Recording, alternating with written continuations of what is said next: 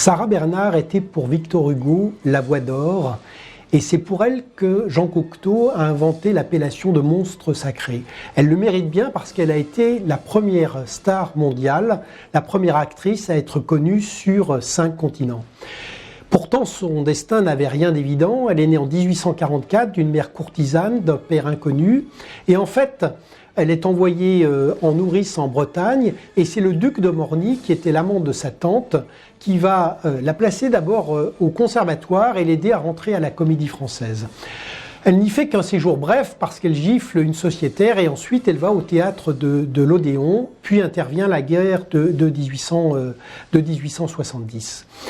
Et à partir des années 1880, Sarah Bernhardt va devenir une vraie star mondiale. D'abord, c'est un véritable entrepreneur. Elle crée sa propre compagnie, ce qui est tout à fait rare, en démissionnant de la Comédie Française où elle était revenue. Donc à partir de 1880, c'est la compagnie Sarah Bernhardt.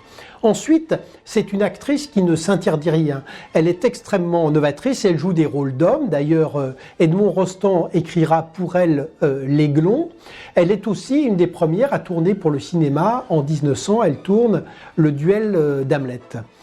C'est une femme qui va aller sur les 5 continents, ce qui est sans équivalent à l'époque. Elle fera des tournées aux États-Unis, en Australie, en Russie également, et partout, elle est adulée. C'est aussi une femme engagée, une patriote. Elle soutient Zola pendant l'affaire Dreyfus. Elle soutient également Louise Michel. Elle s'oppose, elle combat la peine de mort. En 1870, elle transforme l'Odéon en hôpital militaire. Et pendant la Première Guerre mondiale, alors même qu'elle a été amputée d'une jambe à cause d'une tuberculose osseuse, elle va aller sur la ligne de front en chaise à porteur pour interpréter des rôles pour les poilus.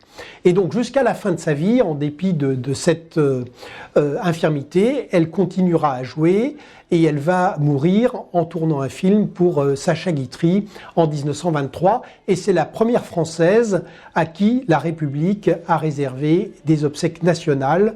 Et c'est assurément un hommage qui est parfaitement mérité.